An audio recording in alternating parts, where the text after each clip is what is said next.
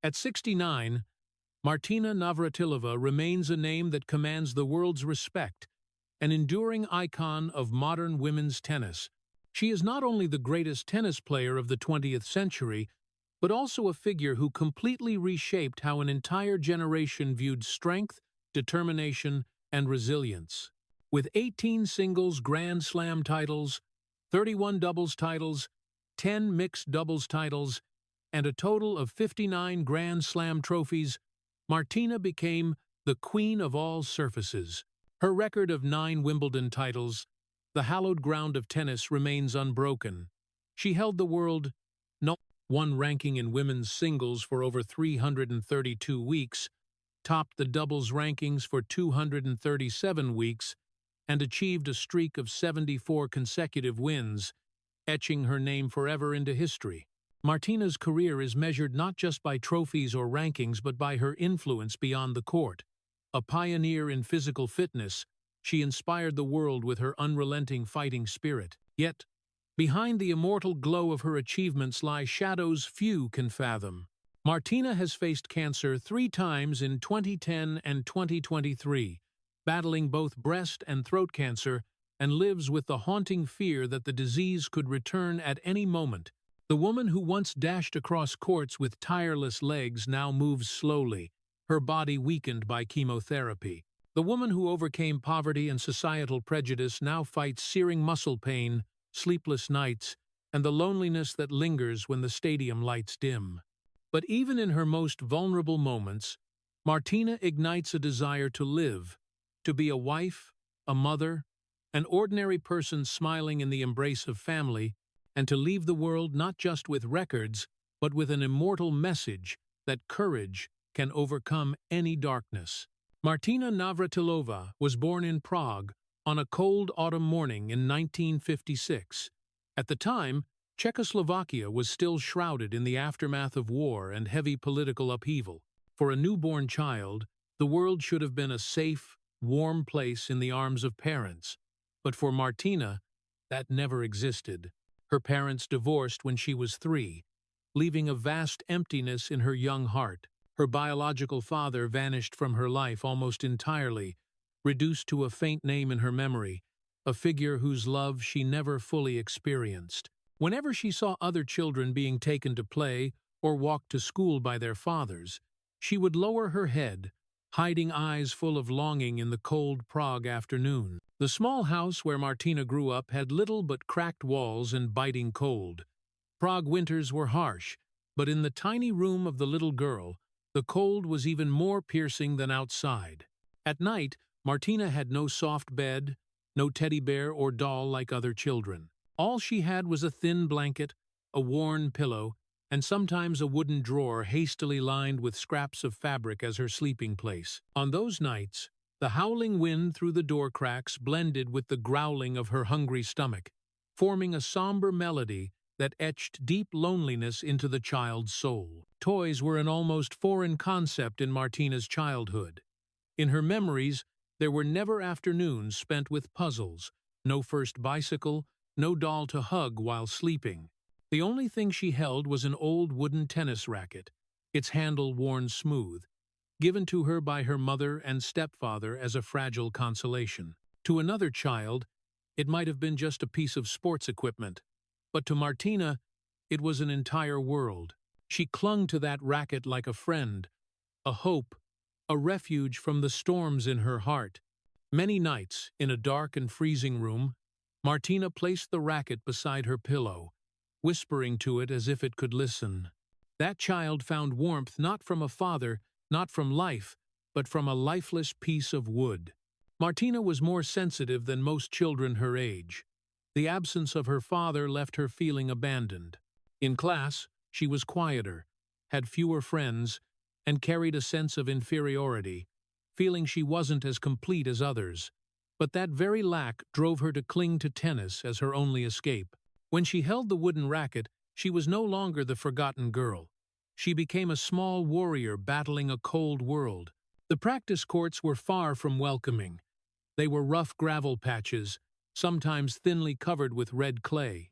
Each fall tore her knees, blood staining her clothes. but she didn't cry. Physical pain was nothing compared to the emotional wounds etched deep in her heart.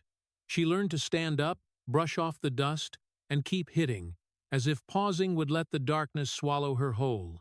Meals at home were rarely sufficient. Some days, her mother had to divide a loaf of bread into small portions for the family. Martina still recalls those moments around the table, each person with just a thin slice of bread, yet no one dared complain. Hunger gnawed at her stomach, but the coldness in her heart was far worse. That little girl learned to swallow it all. Hunger, loneliness, tears, turning them into fuel on the practice court. More than once, Martina wondered, why do I have to endure all this? Why did my father leave? Why don't I have a childhood like others? But instead of answers, she had only the wooden racket and an old ball. Over time, they answered for her. Her childhood wasn't for play, but for forging, not for enjoyment, but for enduring. From the outside, such harshness seems tragic, but it was this very hardship that shaped Martina, the tough girl who refused to surrender to fate. While other children found happiness in their parents' arms, Martina found it in every swing, every drop of sweat, every scar. That little girl had no idea she was writing the opening chapter of a legendary story, a magnificent tragedy that would make the world bow in awe. Martina Navratilova wasn't born into luxury or raised in a nurturing embrace. She was born from deprivation, grew through brokenness, and thrived on pain. That fierce, harsh, and sorrowful childhood forged a person who never learned to give up. When she stepped onto the court with her racket, her opponents were never just the players across the net. They were a frigid childhood, a fractured past, and an abandonment no one could imagine. If Martina's childhood was lacking in cold, the years that followed were even crueler, robbing her not only of familial warmth but also of the simple joys a child should have. While her peers frolicked in meadows, attended village fairs, or held hands singing after school, Martina stood on the practice court, her small hands gripping the wooden racket until they bled. Each swing wasn't just to hone her skills, but a stab at a forgotten childhood. Day after day, from dawn to dusk, Martina trained like a machine. The sound of the ball hitting a concrete wall became the only song, repeated endlessly, replacing the nursery rhymes she never sang with friends. Her tiny fingers were wrapped in layers of tape to cover cuts, but before they could heal, they bled again. Calluses grew thicker on her palms, a permanent mark of her unerasable sacrifice. Some afternoons, Martina gazed through a window, watching neighborhood kids laugh and play, holding ice cream, their clothes smeared with dirt. She longed to join them, to live her age, but her stepfather's stern voice would call, "Get back! Work on your backhand!" Her childhood dreams dissolved, replaced by a barren court where play was a sin. Martina learned early that her sacrifices weren't just for herself. Behind her was a family pinning their hopes on her. Her hard-working mother placed all her faith in her daughter. Her stepfather, who taught her technique, invested his dreams of glory in her. Each time Martina considered giving up, the weight of responsibility pressed on her frail shoulders. She knew that stopping would sink her family deeper into hardship. It was no longer just training, it was a trade of her very existence for an uncertain future. No childhood could be harsher than one where a child's dream isn't a new dress or a picnic, but simply a day to rest, to sleep without waking at 5 a.m. to run in the freezing winter dawn. Martina once wrote in her memoir, "I can't recall how many birthday parties I missed, how many picnics, how many times I watched my friends laugh and talk. I only remember the sound of the ball bouncing on the court and my heart pounding in my chest." That brutality forged Martina into a resilient person, but it also stole the innocent smile of youth. While others entered their teenage years with the flutter of first loves, Martina knew only tennis and endless training sessions. While her friends were captivated by new music, she was learning to breathe deeply to improve her endurance. While other girls wore vibrant floral dresses to dances, Martina donned a sweat-soaked practice shirt, perspiration seeping into every fiber. Perhaps the most tragic thing wasn't the hardship, but the feeling that my childhood was stolen in exchange for victories. A child who should have lived in laughter and love had to learn early to suppress tears, to swallow sadness, and turn it into strength. Each of Martina's later victories, though they thrilled thousands of spectators, echoed with an emptiness in her heart. Those triumphs were bought with a childhood she could never reclaim. Those harsh years in retrospect were like a sorrowful ballad that fate had written for Martina. She grew up not through classroom lessons, but through tense battles on the practice court. Not through pure friendships, but through the solitude of nightfall.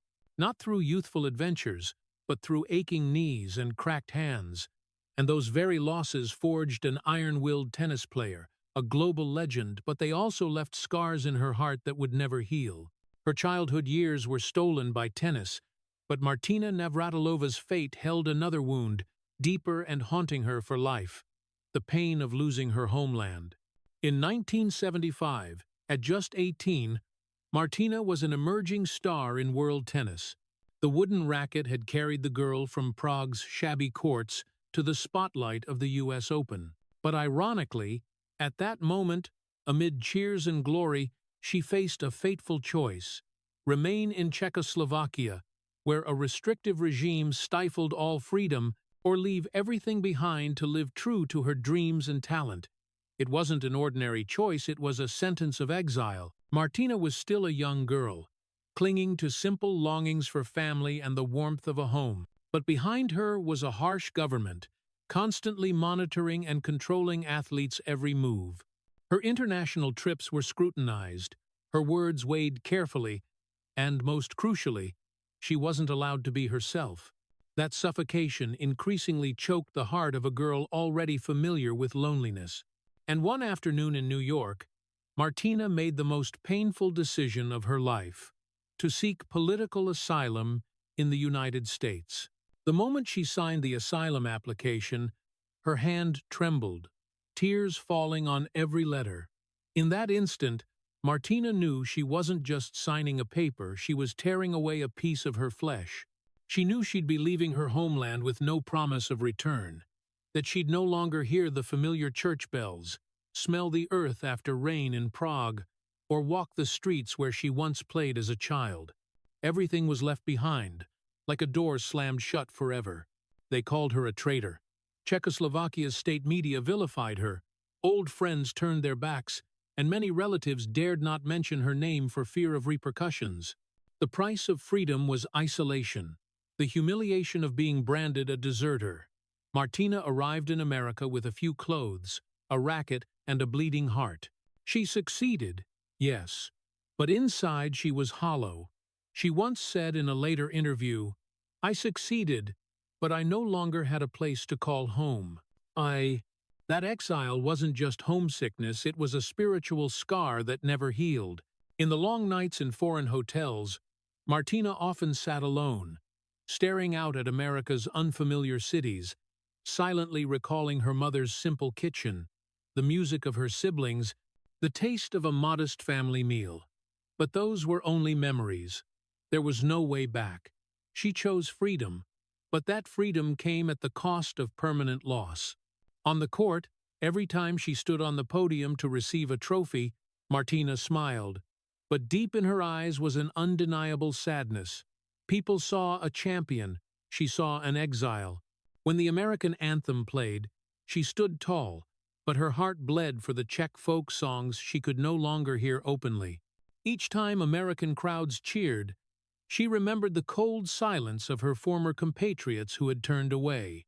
Living in America, Martina had everything: modern training facilities, a monumental career, dazzling fame.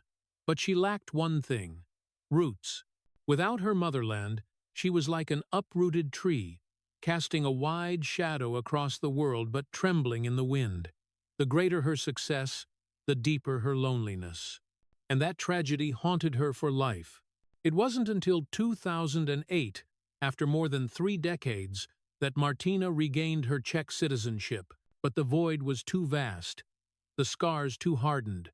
She once confessed, "When I returned, everything felt familiar yet foreign. I stood in my homeland but felt like a guest."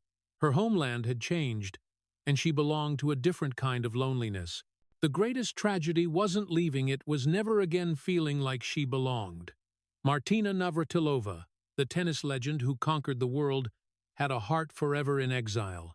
No title could compensate for that pain, no applause could fill that void. And that wound became the silent shadow that followed her to the end of her days, a reminder that the price of freedom is sometimes losing the place called home. Martina Navratilova moved into a new chapter after leaving her homeland. If her earlier life was marked by deprivation and exile, the late 1970 seconds and especially the 1980 seconds saw her become a whirlwind, sweeping away all limits in world tennis. Every match, every title, every record added was like an immortal stroke carving her name into history. People spoke of Martina not just with admiration but with awe, for she didn't just defeat opponents, she obliterated them with extraordinary strength and endurance. 18 singles Grand Slam titles, a number that stunned the world. 9 Wimbledon championships, in the sport's hallowed ground, made her the invincible Queen of Grass. A streak of 74 consecutive wins, the longest in the Open era, was a declaration. Martina wasn't just an exceptional player, she defined dominance. For over 332 weeks, she held the world #1 ranking in singles and another 237 weeks atop the doubles rankings. Those numbers weren't just achievements, they were towering mountains that left anyone looking up in awe, wondering if anyone could ever reach her heights. Spectators worldwide held their breath with each of Martina's serves, then erupted in cheers as she sealed matches with perfect volleys. Stadiums from New York to London, Paris to Melbourne trembled under her footsteps. Camera flashes blazed, major newspapers splashed her on their covers, and younger players saw her as an insurmountable wall. On the court, Martina was an immortal warrior, the embodiment of strength and resolve. But the tragedy of her life lay in this: that pinnacle was a lonely peak. The world saw an invincible Martina, but no one saw the Martina who quietly returned to her hotel after victories, opening the door to an empty room with no parents' embrace, no friends' laughter, no warmth of a home to share it with. As the world applauded, she sat alone, the hum of the air conditioner replacing familiar voices. The bright lights of the award podium only deepened the darkness in her heart.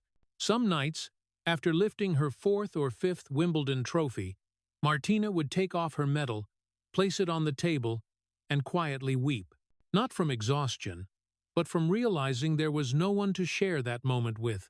Her heart was empty.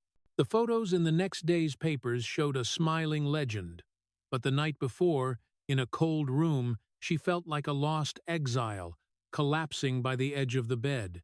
Her peers had families, warm dinners, parents' comforting arms after a loss. But Martina, even in her most triumphant victories, had only silence. People saw her strength, but that strength was a shield hiding her wounds. They saw her resilience, but that resilience was built on long nights of physical and emotional depletion. Her peak career was a beacon of light, but that light also burned away her youth. Martina never knew the thrill of dates in her 20s, carefree trips with friends, or the luxury of vulnerability. Her life was a schedule of matches, endless training sessions, and a mix of praise and criticism in the press.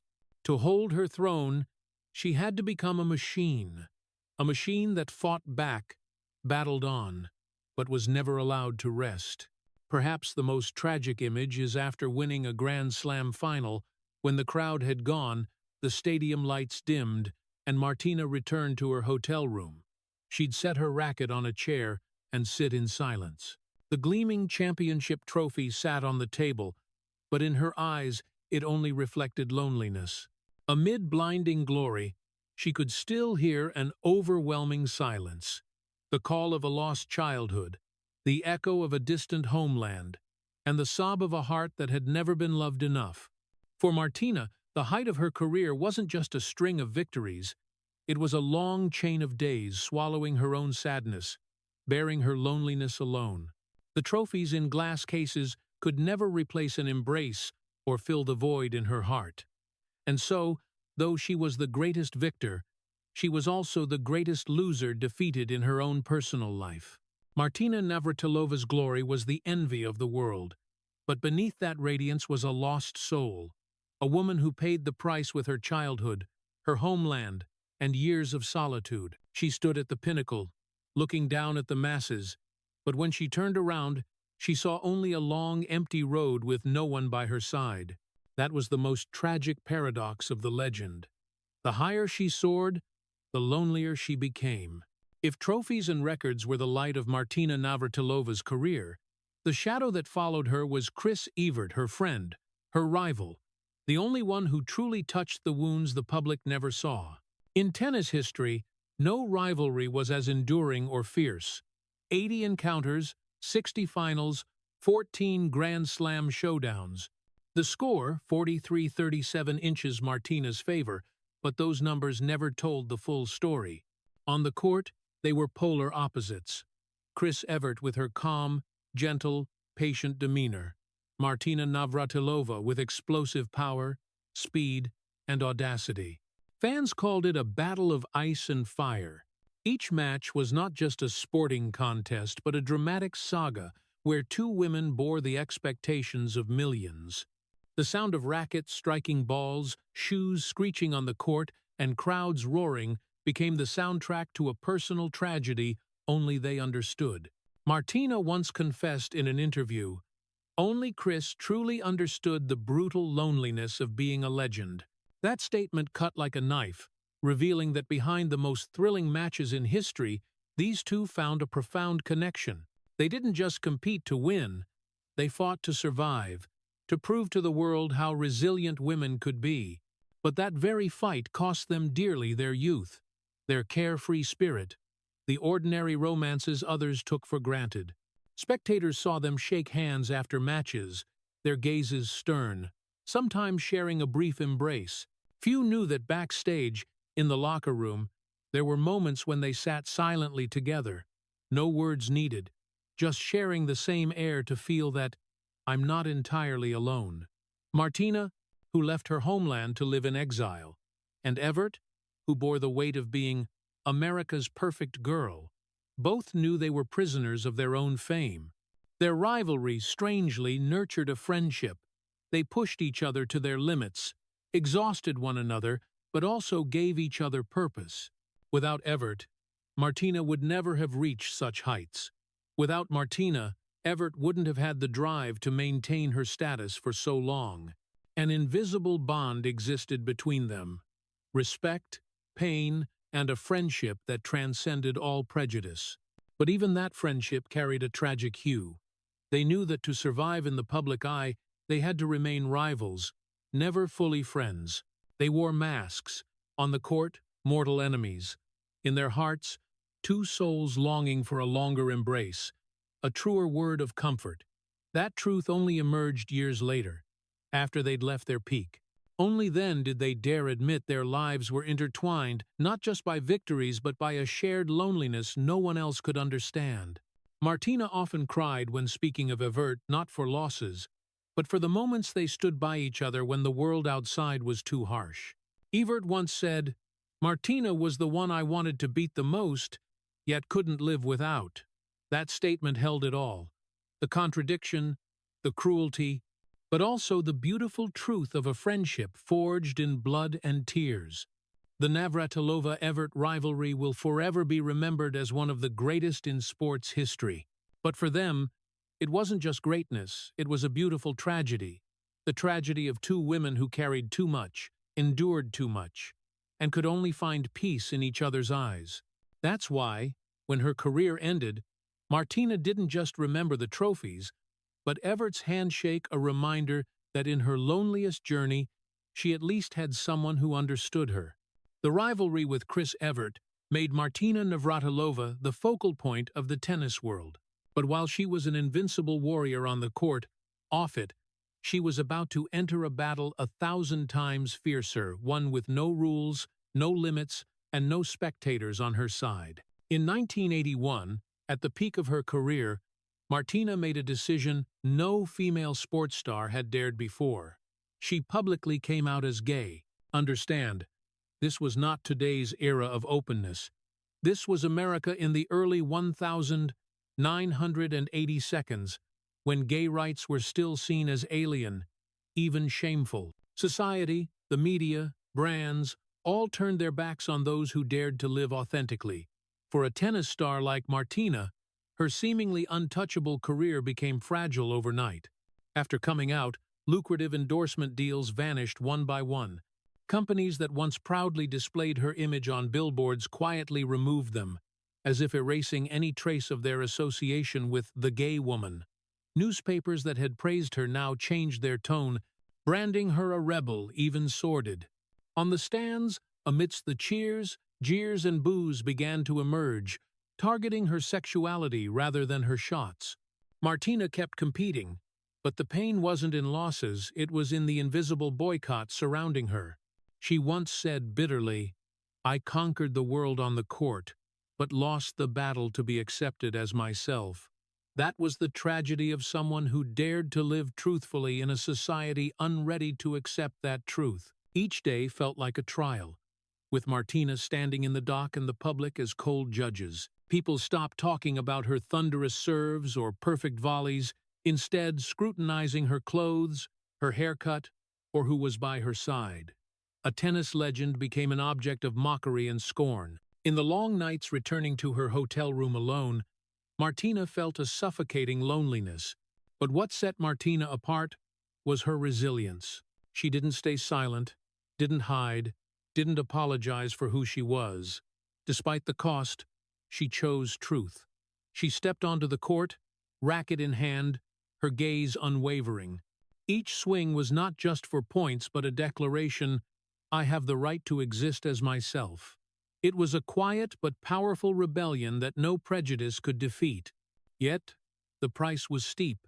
At times, Martina felt trapped in a glass cage, still the center of attention, but untouchable, with no one truly wanting to stand by her. For someone who had already endured a deprived childhood and the pain of losing her homeland, that isolation was even harsher. She was like an exile in the very place she lived, not because of geography, but because of the estrangement in people's eyes. One could say that coming out as gay was one of Martina Navratilova's most tragic yet greatest moments. She turned her truth into a manifesto, paving the way for countless others to live authentically. But at the time, she bore the full brunt of public condemnation, a pioneer walking a bloodied path no one else dared tread. In hindsight, people may hail Martina as an LGBT icon in sports, a courageous hero. But few understand that to earn that title, she traded her youth for tears, ostracism, and countless nights wondering if living truthfully was a mistake. Yet, in those moments of weakness, she chose to keep moving forward not just for herself, but for those who would later find strength in her story. Coming out cost Martina Navratilova much: money, reputation, safety in the public eye. But it also made her the person history will always remember, not just for her records on the court, but for her courage in stepping out of the shadow of prejudice. That was a victory not recorded on any scoreboard, but echoing in the hearts of millions who, thanks to Martina, dared to believe that love and truth are worth defending to the end. After years of mockery, boycott, and fighting to exist as her true self, Martina Navratilova seemed destined never to find a true home. But fate, so often cruel to her, finally offered a faint glimmer of light. In 2000, in Paris, she met Julia Lemigova, a former Soviet beauty queen who carried her own wounds and tragedies. Their meeting, at first seemingly fleeting, became destiny. Julia had a gentle beauty, but behind her eyes lay a sky full of loss. Martina, who had lived her life as a warrior, saw in Julia something deeply familiar: fragility. They fell in love, but it was a love tinged with fear. Society was still unready. The media, which had mocked Martina when she came out, would surely seize on a romance between a sports legend and a former beauty queen. In the early years, their love unfolded in silence, in shadows, in stolen moments that cost both of them loneliness. Julia once shared that she often saw Martina after a match, still drenched in sweat, her eyes glistening with the sadness of an abandoned child. In those eyes, Julia knew she wasn't just loving a legend, but a tattered soul. It took over a decade for them to dare step into the light. In 2014, at the US Open, where Martina had cemented herself as one of the greatest players ever, she did something she'd never dared before. She proposed to Julia on the giant screen in front of thousands of spectators. The stadium fell silent, then erupted. But for Martina, that moment was more than happiness. She wept deeply, knowing this love came too late. Too late to be recognized sooner. Too late for her youth to escape the shadows of prejudice. Those tears were both joy and a funeral for the years that could have been gentler, warmer. Their wedding took place in an intimate setting in New York, witnessed by close loved ones. But even on her happiest day, darkness lingered around Martina. The media mocked again, treating their marriage like a curious spectacle, as if the love between two women didn't deserve to be called a marriage. Society, though more progressive than the 1,980 seconds, still cast disdainful glances. Martina knew that even on the day she wore her wedding dress, she wasn't entirely free. Yet Julia, the woman who had endured her own losses, became her anchor. In their peaceful home in Miami, and later at their Florida farm, Martina finally experienced the feeling of a true family. They raised animals, grew plants, nurtured children. The sound of children's laughter filled their home, a sound Martina's childhood never knew. Holding Julia's hand, she felt her emotional wounds begin to heal. But their love didn't escape storms. Julia had two daughters from before, and Martina's role as a second mother wasn't always easy. There were tensions, heavy days. In 2024, they adopted two boys, a decision that filled Martina's heart with joy but also stirred fear. Would she have the strength to raise them to adulthood? Cancer, which had repeatedly brought her to her sickbed, loomed like a dark shadow. In sleepless nights, Martina would look at Julia and whisper, "If I'm gone tomorrow, tell the kids I fought to the last moment to be their mother." Her love for Julia was both a miracle and a pain.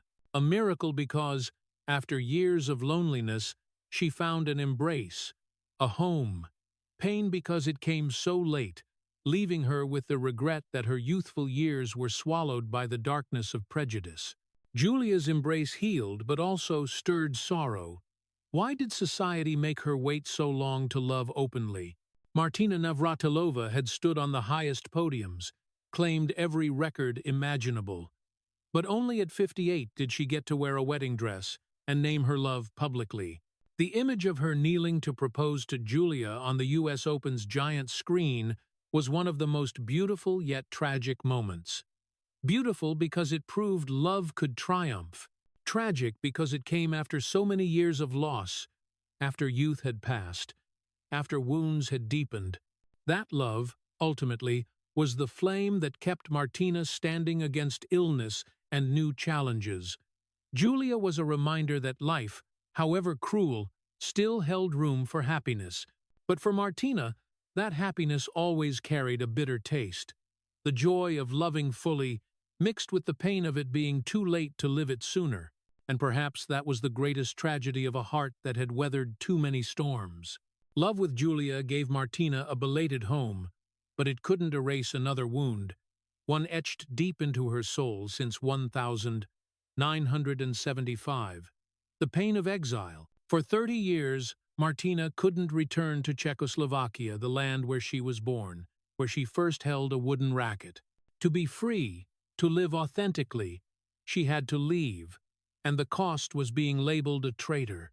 Her career shone brightly in America, but deep down, she always felt homeless.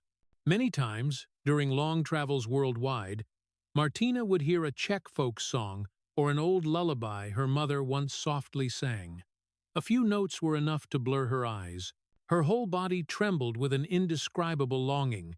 It wasn't just homesickness, it was the pain of a soul uprooted, stripped of its origins. To others, those folk songs were nostalgic. To Martina, they were a knife twisting deep, reminding her she'd lost the most sacred thing, the right to belong where she was born. In interviews, she once said bitterly, "I'm American, but my heart remains in exile." She became a U.S. citizen in 1981, and the country gave her freedom, the stage to become a legend. But when her new passport was issued, she realized she'd lost something irretrievable. Americans hailed her as a hero, but to her former compatriots in Czechoslovakia, she was a deserter. Wherever she stood, Martina felt an invisible distance, as if she were forever a guest, a sojourner. For 3 decades, she couldn't return to her homeland. She couldn't hug old friends, visit her childhood home, or share a simple meal with family in familiar surroundings. During Czech Christmas traditions, when families gathered, she could only sit in America, staring out a window, letting memories torment her. She'd conquered the world but lost to homesickness. When the Berlin Wall fell and Eastern Europe changed, Martina finally reclaimed her Czech citizenship in 2008. But when she returned to Prague, tears fell not from joy but from alienation. Her homeland had changed. The old streets were no longer the same, and those who knew her were aged or gone. She shared, "When I returned, I stood in my homeland like a tourist. I had a passport, but no sense of belonging. That was the tragedy of a life in exile. The price of freedom was living forever rootless." Martina Navratilova took root in America, built a legend on international courts, but deep down, her heart never found a true home. Every round of applause, every golden trophy, echoed with a painful whisper, "Where is my homeland?" Of all the tragedies life brought, childhood poverty, prejudice, illness, the pain of exile haunted her most persistently. Illness could be treated, prejudice could fade, but the feeling of not belonging anywhere would follow her to the end. And that's why, even in her most glorious moments, Martina's eyes remained sad, as if peering through the spotlight to search for a home forever lost. After years of living with the tragedy of exile, just when Martina Navratilova seemed accustomed to emotional pain, fate dealt her a crushing blow in 2010, this time not from the outside, but from within her own body. During a routine health check, doctors found a small abnormality in her breast. The biopsy result came back: early-stage breast cancer. Martina's world collapsed. The woman who had faced the toughest opponents, who had overcome the harshest prejudices, now stood powerless against an invisible enemy. She said bitterly, "I've fought the greatest rivals, but this one I can't even see." It was a shock not just to her body, but to her spirit. For years, Martina had trusted in the strength of her body legs that ran like the wind, arms that unleashed thunderous serves, a heart resilient enough to overcome any adversity. But in that moment, she realized the body that had been her loyal ally had betrayed her. For an athlete, nothing is crueler than discovering you no longer control your own body. The battle against cancer began with surgery to remove the tumor. The arm that once hoisted countless trophies now trembled before the surgeon's scalpel. Martina lay in a hospital bed, her eyes fixed on the stark white ceiling, her heart flooded with uncertainty. After surgery came relentless rounds of radiation, each session like torture. The body once known for its resilience weakened, her hair fell out in clumps, her face grew gaunt. She looked in the mirror and saw a stranger, no longer the tennis legend, no longer the invincible icon, just a frail woman clinging to each breath. Martina once shared that it was the first time she felt death so close. On the court, a loss meant only a match, a chance to rise and try again. But in this fight, a loss meant the end. That thought kept her awake at night. She lay in the dark, listening to the ticking clock, feeling each passing minute steal her chance at life. For someone who lived to fight and rise, that helplessness was the most brutal form of torment. During radiation, Martina tried to keep smiling for the public, but those close to her knew the truth. Her body was so exhausted that standing was sometimes a challenge. Slow steps, prolonged coughing fits, mornings waking to a body heavy as lead that was the harsh reality.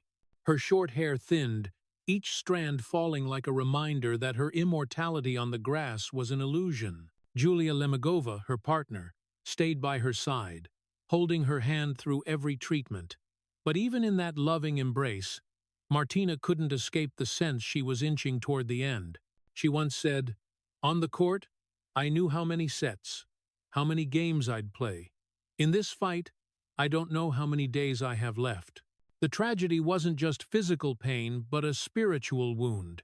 She, a symbol of strength and resilience, had to learn to accept weakness, to live slowly, to breathe through fear. For Martina, it was the first time she saw death clearly, not as a distant concept, but as a presence sitting beside her, silently counting her breaths. As the months of treatment passed, Martina slowly regained strength. The doctors announced the treatment's success. She exhaled, but the scar remained. The truth was, from that moment, she never saw life the same way. Trophies and records became trivial compared to the meaning of each day alive. She realized the greatest match of her life wasn't at Wimbledon or the US Open, but the fight to hold onto her own existence. The health tragedy of 2010 transformed Martina Navratilova from an invincible monument into a deeply wounded human, yet more relatable, more human. And perhaps, in facing death, the legend shone even brighter, not for her shots, but for the courage to stare down her greatest fear and whisper, "I will still fight." If 2010 was the first time Martina Navratilova glimpsed death, in 2023, that shadow was no longer distant. It struck from two fronts, as if to swallow her whole. During a routine checkup, doctors found an abnormal lymph node in her neck, and weeks later, a biopsy revealed early-stage throat cancer. Before she could process it, another test uncovered a crueler truth. Her breast cancer had returned. Two vicious diseases took root in her body simultaneously, like a double sentence, a lethal blow to a woman who thought she'd escaped that darkness. Martina was stunned, but this time, the shock was heavier than in 2010. Back then, she could believe she was lucky, that surgery and radiation would end the nightmare. But in 2023, hearing about two cancers at once, she felt her body betraying her again viciously, completely, with no escape. She confessed in a private conversation, "This is a true nightmare for an athlete who was once invincible. I thought my body was an unbreakable fortress. Now it's crumbling in my hands." The early days of treatment were a haunting series of tragic images. In the radiation room, Martina lay motionless, her body racked with pain, invisible beams slicing through her flesh like 1,000 unseen knives. Julia, her devoted partner, sat outside, hands clenched until they bled, tears streaming as she heard Martina's stifled groans from behind the door. Nurses recounted how Julia would rush in, holding Martina's hand during convulsions, whispering reassurances she herself barely believed. The scene was so heartbreaking that witnesses had to look away.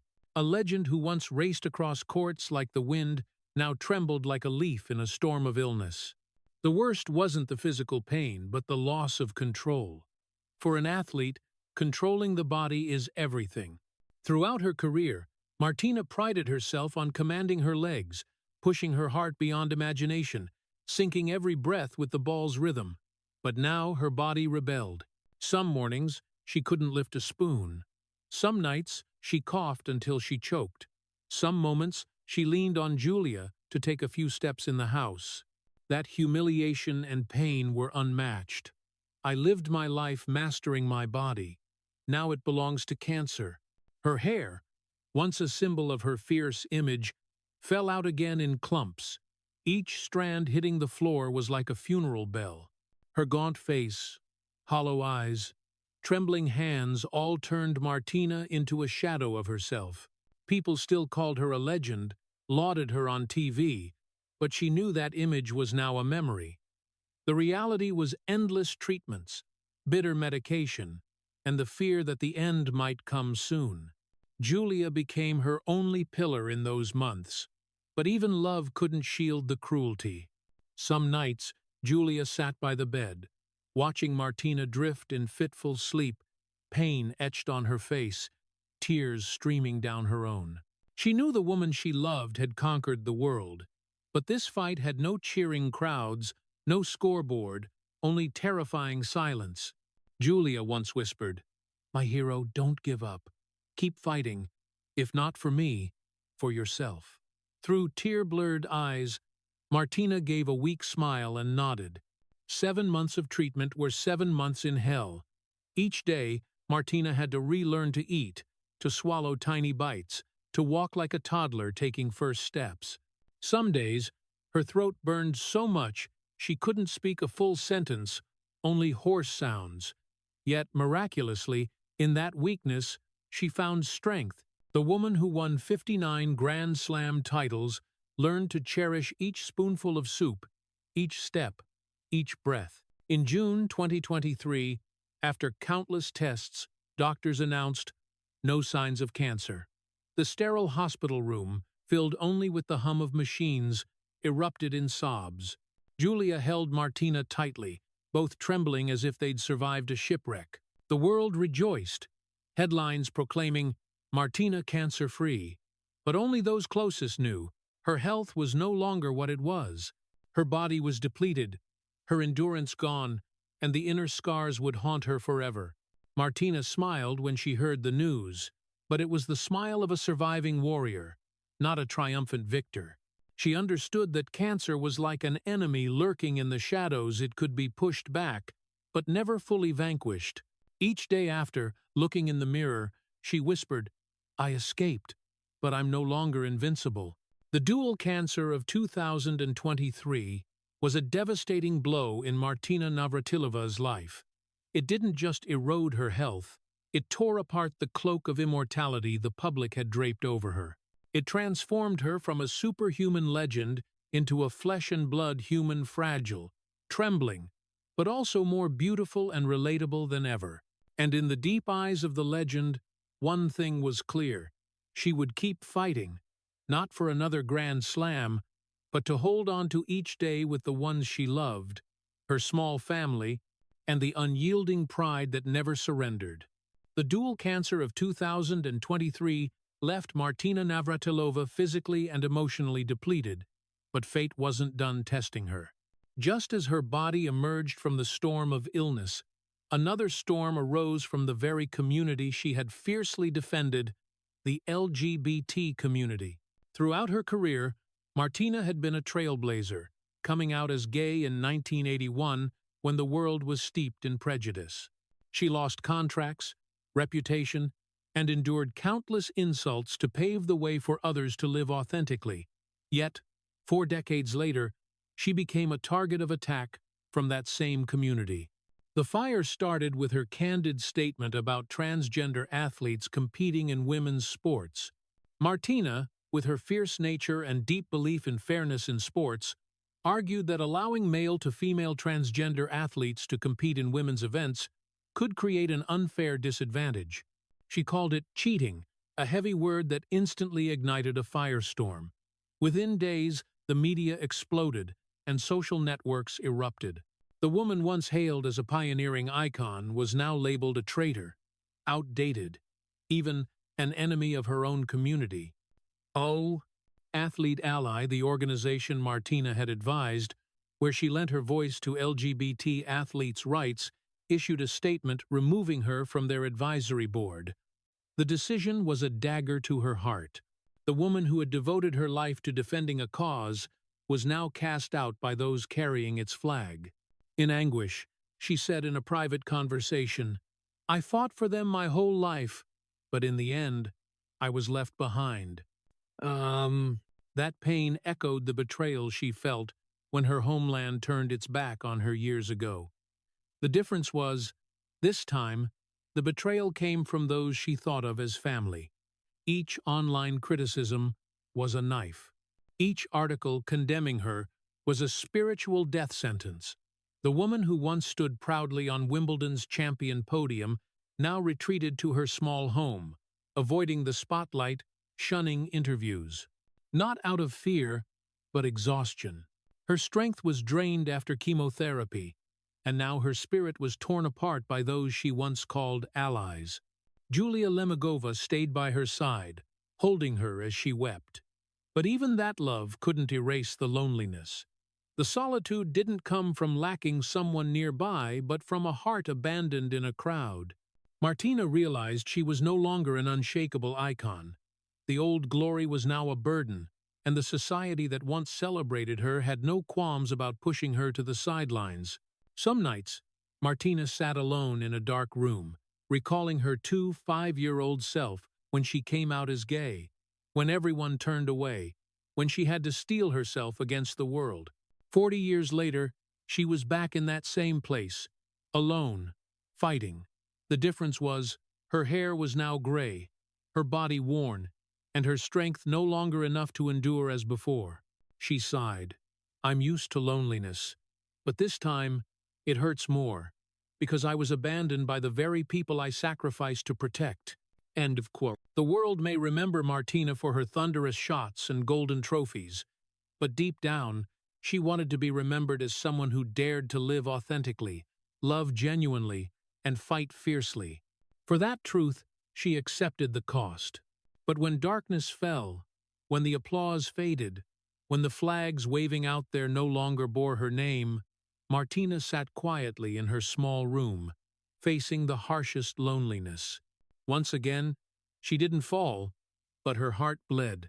After the controversies that left Martina Navratilova feeling abandoned by her own community, she had only one refuge, her small family with Julia Lemagova. It was the last thread tying her to life after cancer, after the attacks, after years of exile.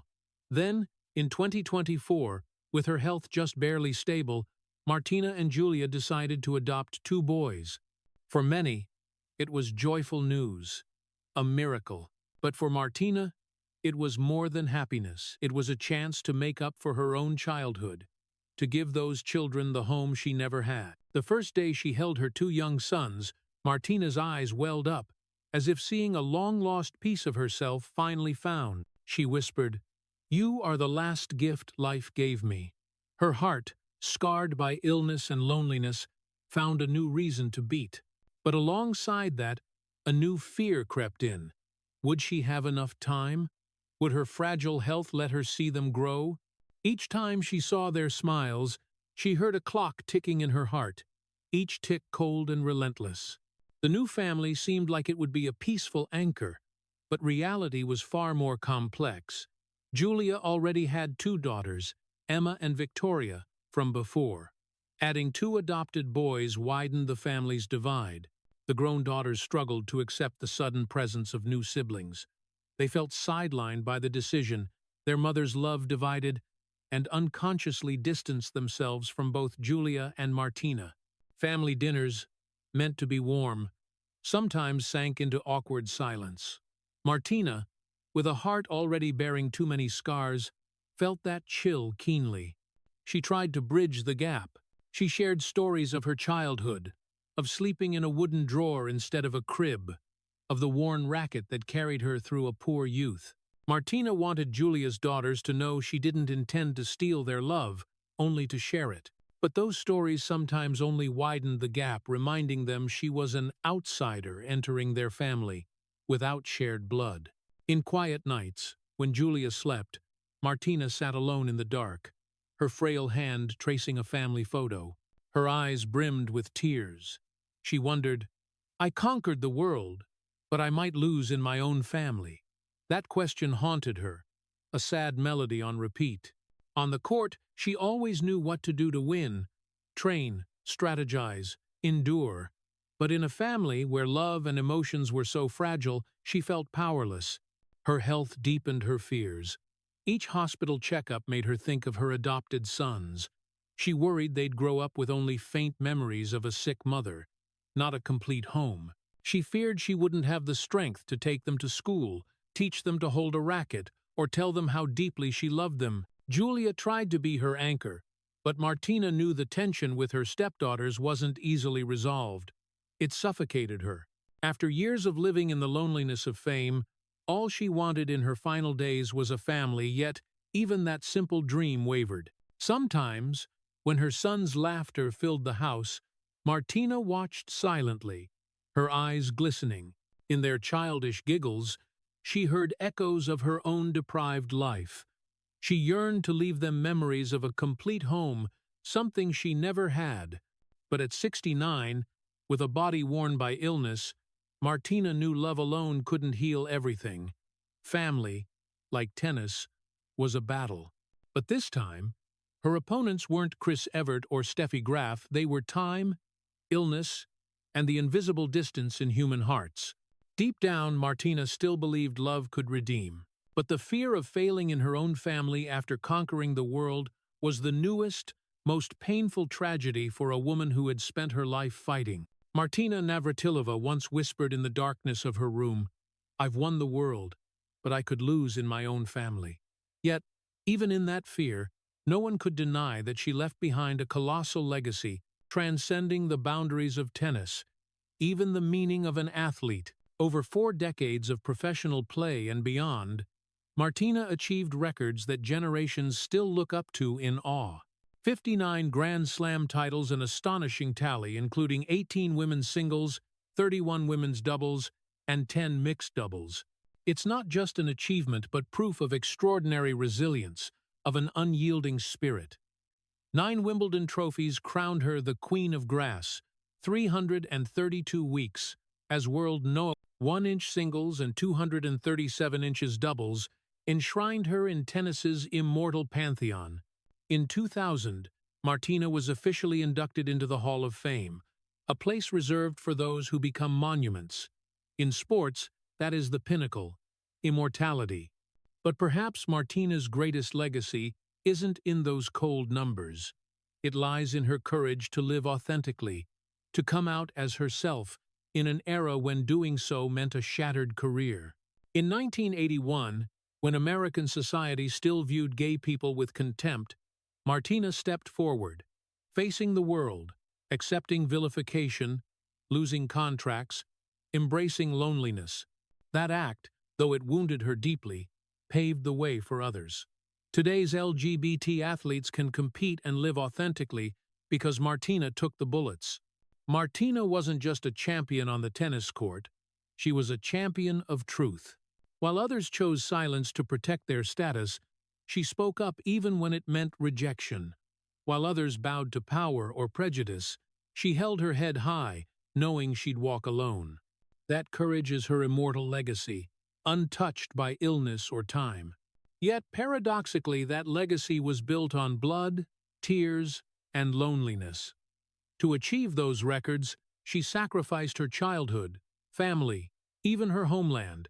To become an LGBT icon, she endured years of humiliation and alienation in the very places that once cheered her. To stand on the highest podium, she accepted returning to an empty hotel room with no embrace waiting. And to cling to life, she fought to exhaustion against cancer, only to realize her body had limits. The most tragic message of Martina's life lies in that paradox. Glory comes at the cost of blood, tears, and loneliness. She is living proof that fame is never free. Each gleaming trophy hides sleepless nights, countless bloodied swings, and silent tears shed backstage. People remember Martina as Wimbledon's queen, but few know she was also a prisoner of the greatness she created. Today, when Martina Navratilova is mentioned, the world doesn't just recall an exceptional athlete. They remember a courageous woman who dared to lead her era, accepting every loss to live and love authentically.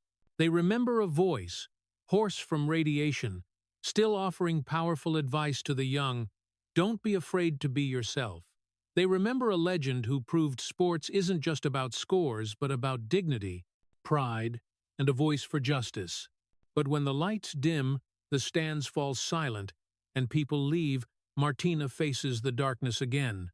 She built an immortal legacy but paid for it with a life full of tragedy.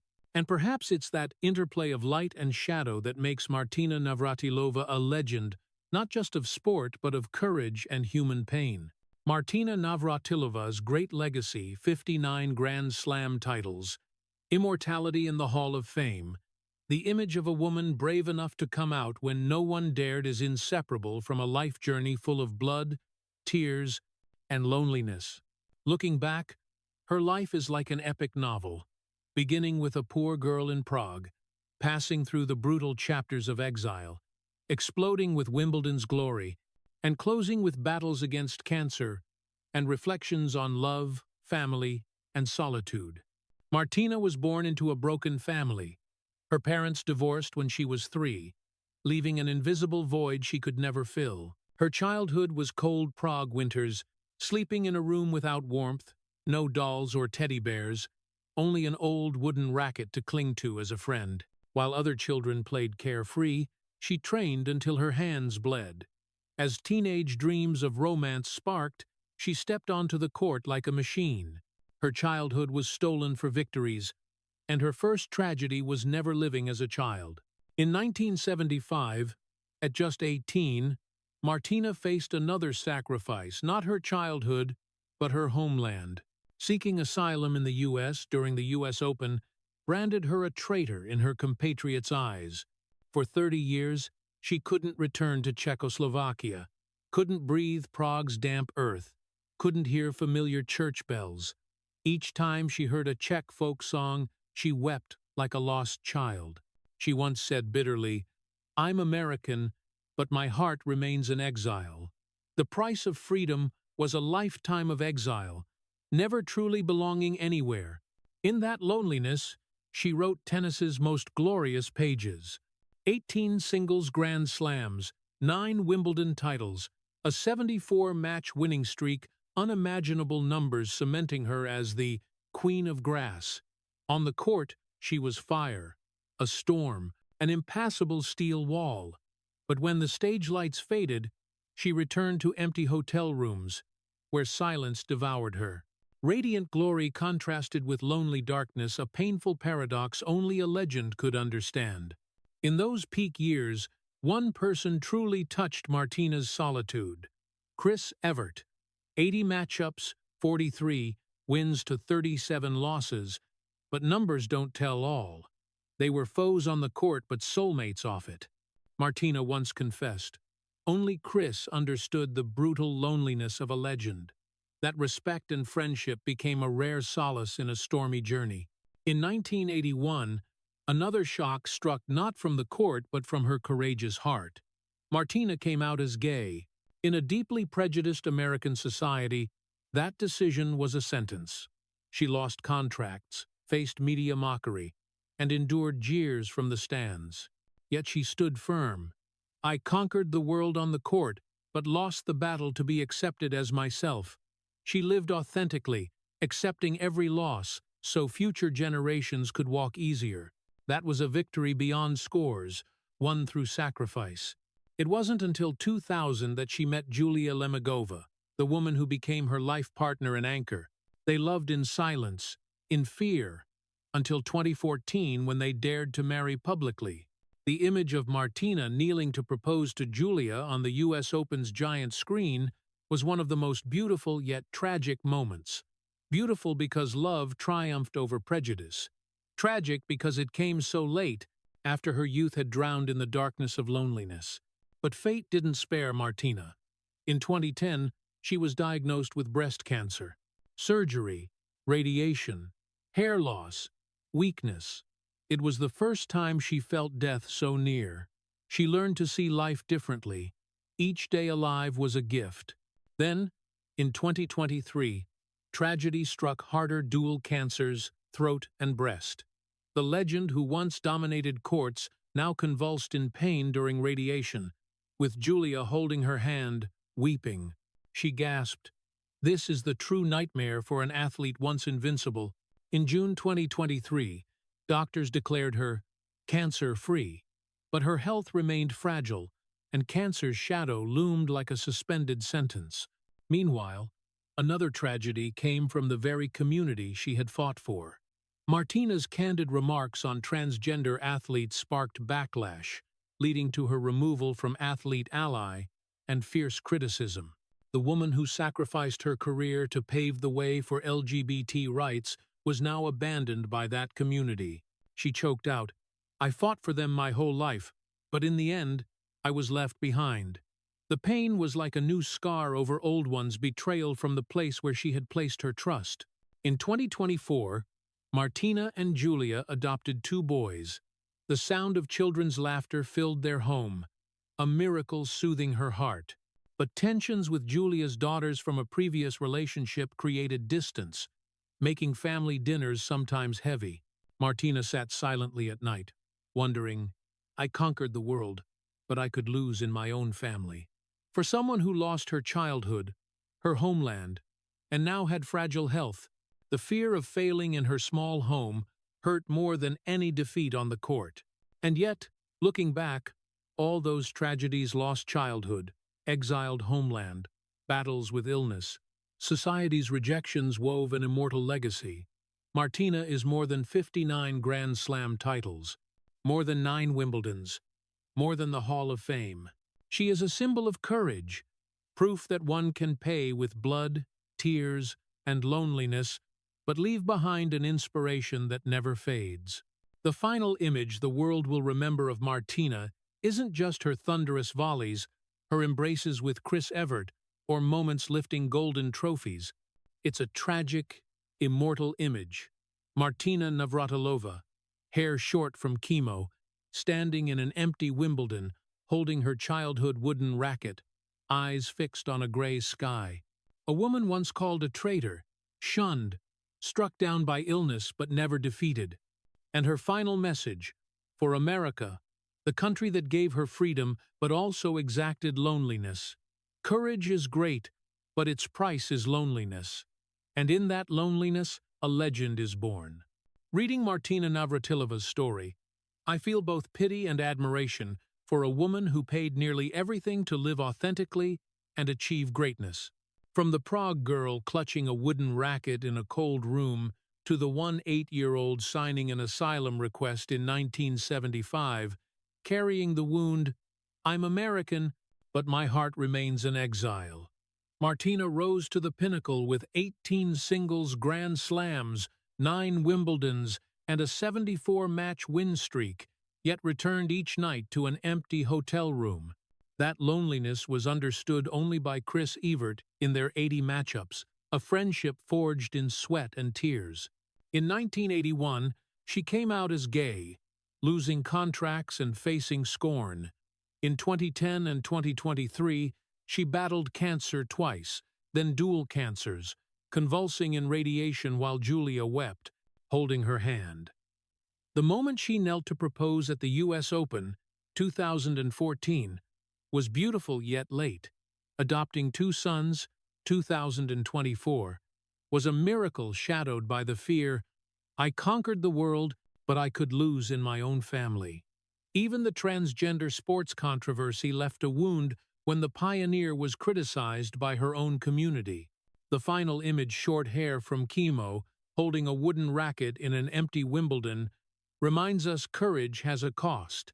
Glory paid with blood, tears, and loneliness. A lesson for Americans today. Honor those who pay the price for truth. Disagree without destroying. Support the sick and their families with health care, and time. Don't forget those who paved the way for us to be ourselves. Courage with compassion, that's the lasting victory. If you feel the power and tragedy of Martina Navratilova's journey, please subscribe to join us in honoring legends who live authentically and courageously. Thank you for listening, and see you in the next video with more everyday stories that stir the heart.